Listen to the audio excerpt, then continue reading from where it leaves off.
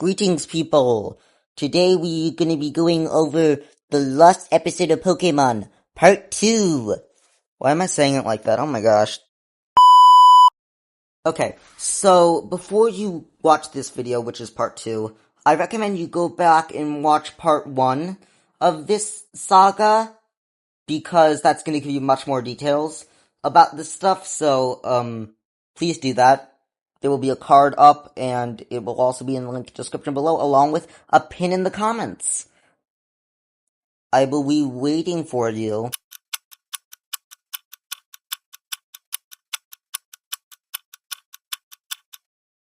Okay, I'm done waiting. Now I will be giving you a brief flashback of what we just witnessed beforehand. I hope you all understood that. So, Kasumi gets applause from the audience, and eventually Team Rocket push Kasumi aside, and the infamous scene comes up.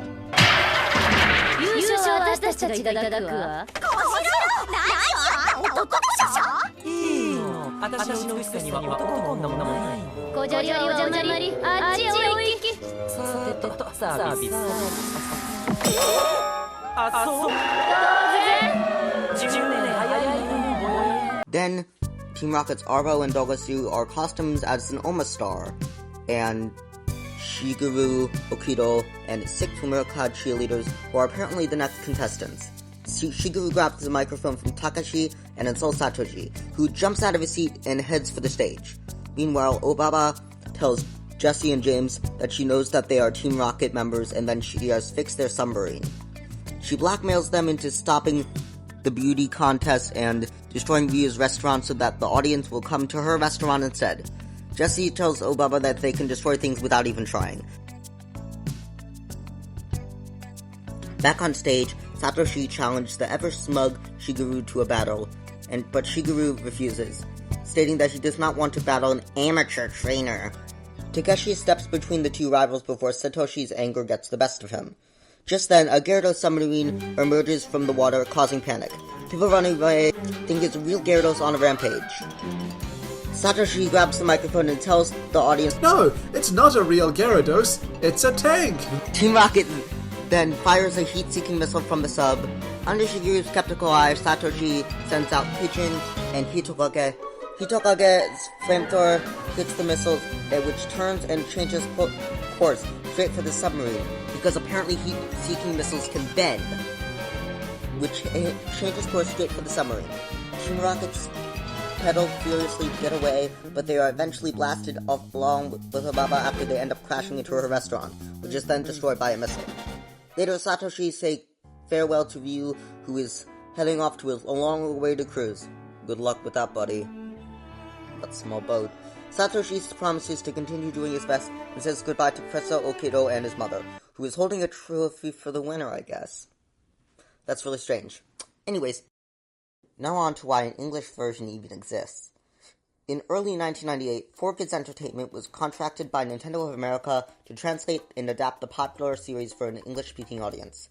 In the process of translating and localizing the Pokémon TV series for the broadcast, 3 episodes, Episode 18, Episode 35, and Episode 38, were left out. When die-hard Poké fans outside Japan discovers that portions of the original narrative were being withheld, they flocked to online chat rooms dedicated to the series, where they complained bitterly about censorship and debated various forms of protest. The fan revolt culminated into the Lost Episodes campaign, which caused 4Kids and the Kids WB with emails and phone calls. The producers eventually agreed to broadcast one of the 3 suppressed episodes, Holiday at Acapulco, which was aired in a few markets. The English version of this episode remains difficult to obtain, as it was never released on videotape or DVD. Fans in the United States who got a hold of the videotapes of the Japanese version, like me, eventually figured out that in addition to these 3 lost episodes, portions of many other episodes have been cut or modified. The Pokémon TV series shown in the United States and everywhere else in the world outside of Asia does not have the same series that aired in Japan. Excerpt from Pikachu's Global Adventure by Joseph Tobin. Now, there are some English sources that acknowledge the existence of this episode to Western audiences before it got dubbed. Even the official Pokémon.com back in the day listed it. I know, check it out. And now, on to the banning, and my complaints. So this episode was banned because of a 40-second scene where James appears with flake inflatable boobs. And there's a pan-up shot and everything. This was done for comedic effect. However, in the West, it's not appropriate to show this on children's television. So this episode was pushed back 3 years after its supposed US premiere, when they could have easily skipped the scene, cut it out way back in 1998. Why the fuck did they decide to skip it? It's not even released on home video or streaming in the English, when they could have edited it out, when they aired it, and edited for supposedly, what was made for kids. Now on to the dub edits of this episode. That doesn't include the infamous scene. Every single piece of Japanese text wasn't altered whatsoever. However, the only English text reading oil and gas were removed. The font of this episode's title card is different from the font that we've seen in any other with the original template. Ash and Brock were inviting people to have peculiar dishes such as French fried flounder, 7-layered crab cakes, squid on a stick, and clam juice snow cones! In the English version, while in the Japanese version they invited everyone to have ramen and shaved ice to take a break from the sun. Brock's mention of the $1,000 prize for the winner of each category is dub added. In the original version, Misty is confident about entering the contest, only feeling a little bit shy about it. By the contrast, the dub version has her feeling embarrassed and degraded despite having to appear in the contest, which seems more realistic. Although the episode uses Pokémon theme as the intro, the initial eye catch between the intro and beginning of the episode was Pokémon World eye catch, used for the Orange Islands episodes. And in the part where the flyers contests are shown, Pokémon World is played in the background. This is also followed by a Pikachu's jukebox segment, announced by the Orange Islands version of the eye catch. James' response to Brutella's command to destroy Moe's restaurant is different between the two versions. Originally, James says, "We'll go through the fire and through the water," which is the first line in Aim to be a Pokemon Master. In the English dub, he says, "You can count on us. Destroying things is our specialty." In the Japanese version, no winner is specified, and it's implied that Delia was only holding on to the trophy for the winner. Despite the crowd being gone in this shot here. Weirder dub edit for this is that in the English dub, Ash is the winner for being awarded to saving the contest from Team Rocket and Brutella. Why? Why not it just be like winner? Or it just says winner on it. Why do you have to do that? Ash wasn't even in the contest. Neither was Delia. I don't understand this. Next is errors, which is also listed from Bulbapedia. Meowth's paw is seen with pads when he's talking to Jelly. Jelly? Oh my gosh! Meowth's paw is seen with pads while talking to Jessie about fixing the Gyarados submarine. Meowth in general are not usually seen with having this body feature. When Ash calls out Pidgeotto and Charmander, Charmander's tail flame is in front of Pidgeotto's foot, even though Charmander is behind Pidgeotto. When Ash calls out all of his Pokemon, Butterfree is absent. When Meowth is seen using the fan to blow the flyers away, the lines on his charms are missing. After Ash says goodbye to Delia and Professor Oak, the stripes on his bag have changed the colors. And finally, in the English dub, Brock mistakes Misty's Starmie for a Staryu. Trivia! But before that, here's some honorable mentions, aka fan service shots that are littered throughout the whole entire episode. Now back to the trivia. At 1,061 days, that's a lot of years, this episode has the largest gap between its Japanese and United States air dates. The second one is... Hold on, let me look this up. I think it's the first episode. But then again, I'm looking at, like, the Horizons airings, and, that's all messed up, too. In the first airing of the Japanese episode, a very, very, very, very, very, very, very short frame is shown in the middle of the impact animation when Misty throws the beach ball at Ash. This frame depicts Misty posing in a bikini and Pikachu holding a paper fan that readings Japan's #1 best. This frame was removed following episode 38. This is the first chronological appearance of Team Rocket's Gyarados submarine.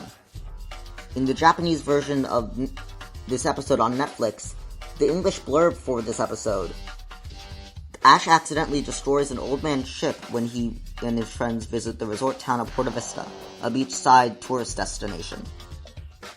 Now, this episode was not dubbed when Matthew Sussman was voicing Meowth, aka episodes 2 through 31. So this is the chronological first appearance where Maddie Blaustein voices Meowth, who started in episode 32, because this episode was dubbed way later in production, after he left the role. This episode's dub title is a reference to the popular French fairy tale Beauty and the Beast. The fairy tale is also referenced in the Japanese title for Jump for Joy and the English titles Beauty and the Breeder. This episode also shares its English dub title with the Nintendo Comic System story of the same name. Misty's beach ball appears similar to a Master Ball. This Master Ball also appeared in a hot water battle and a Pikachu short, Pikachu's Ice Adventure. This episode is the one where Misty and Brock chronologically meet Delia for the first time, and also Professor Oak in person. They previously met Oak via video call at Mystery at the Lighthouse. Misty also meets Gary for the first time. Brock had previously battled at the pewter gym before Ash arrived there. In the Japanese version of episode 40, The Battling Eevee Brothers, Jessie refers to Misty as being the flat brat girl, a reference to Jessie and James being Misty in the swimsuit competition. This reference was removed in the English dub. And the best part, in my opinion, my scans of media from this episode. Take a look. Here's the one from my Pocket Monsters film comic edition of this episode. The one with Mo looking at Misty. Here's the one with those two controversial scenes.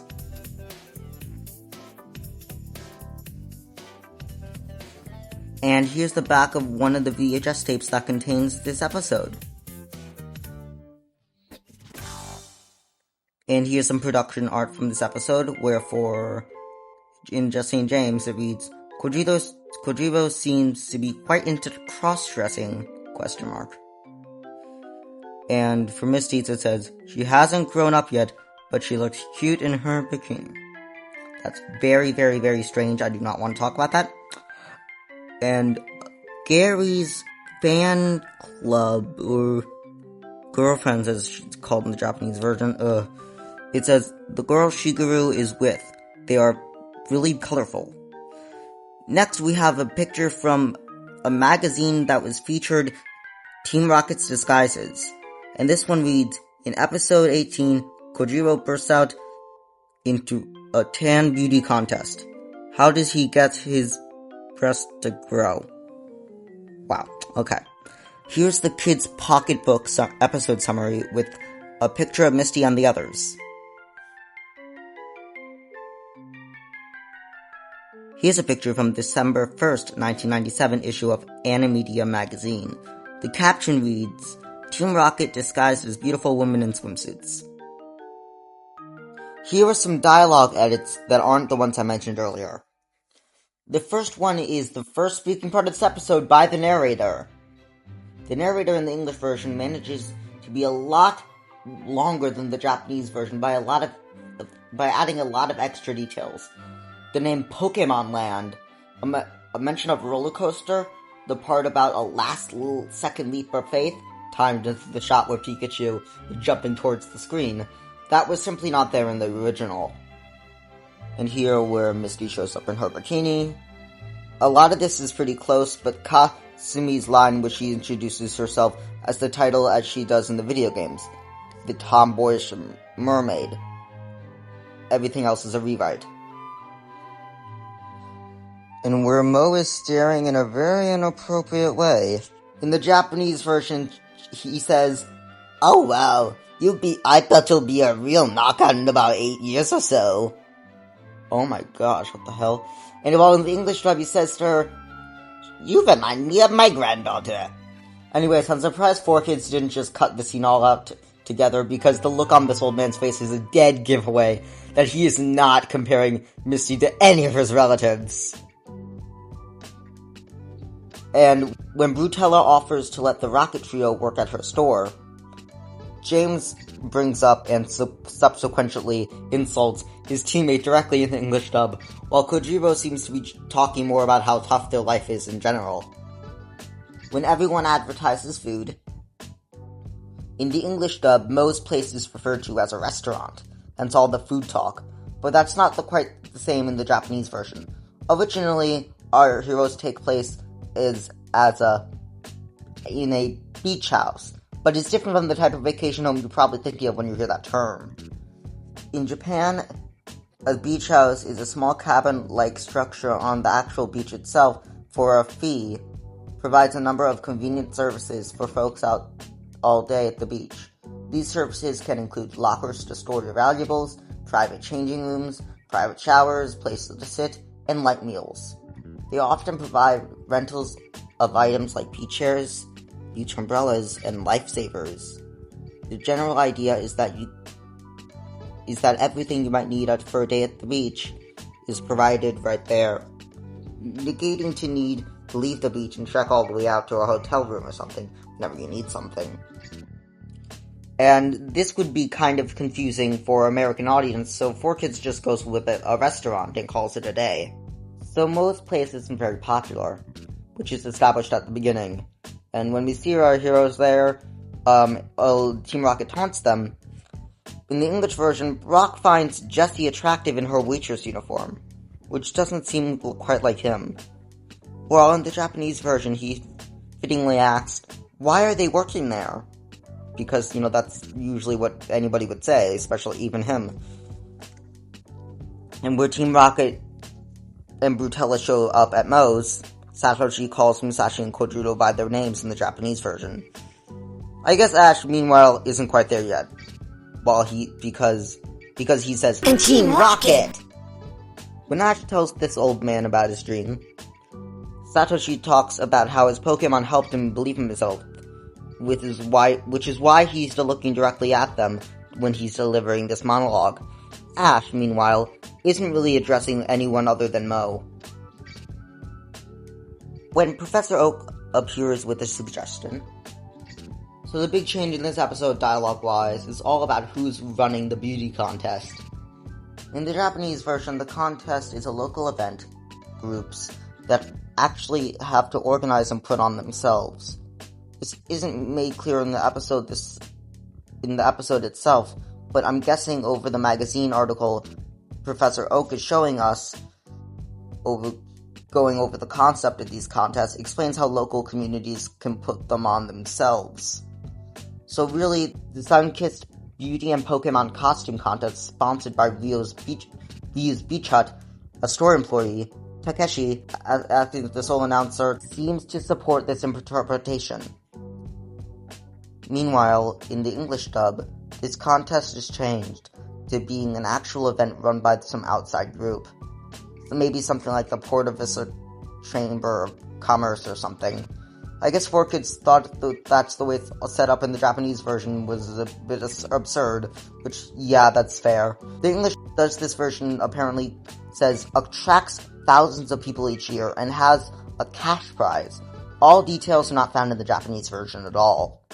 It's not a big deal either way, but it's a fairly major change in this episode that's otherwise fairly faithful to the source material. When Ash, Professor Oak, and Delia are talking before the contest, Delia asks Ash in the Japanese version, "Are you eating well?" While in the English version, she doesn't ask a question, but instead tells Ash that you'll always be my baby. Not quite the same thing. when Brock tells the audience who Ekans and Coughing's trainers are. In the English version, Brock says, the Rocket Boosters, while in the original he says, the Rocket Ladies. In the Japanese version, Shiguru refers to his girls as girlfriends, while in the English version they call them fan club members. Wow.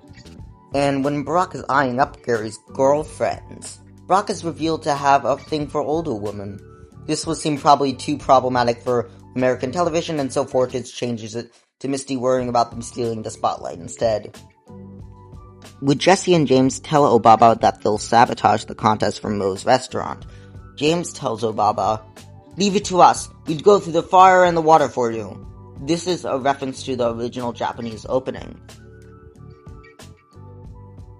In an interview with Eric Stewart, who played Brock and James in the 4Kids stuff of Pokémon, from 2015, he was asked why the episode was banned. Alex Olbert, who was the person interviewing him, says, I found it really interesting that a banned episode from Season 1 was dubbed a couple years later and randomly aired during Season 2.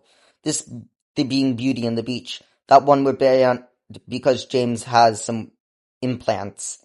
And Eric says, I remember the banned episodes, but I don't remember dubbing it. It's interesting because I was also a staff director for 10 years as well. I directed a lot of the shows that I worked on, Yu-Gi-Oh! To Viva Pinata to Yu-Gi-Oh! GX. There's such a difference between what's accepted in one culture and what's accepted in another. Not one is right and one is wrong, but there are certain jokes and visuals that they could get away with in Japan, but they couldn't get away with here. The breast was a transgender kind of thing, and they thought it was promoting the wrong thing. This was an American problem. The American networks has a problem with the breast thing being shown in a bikini.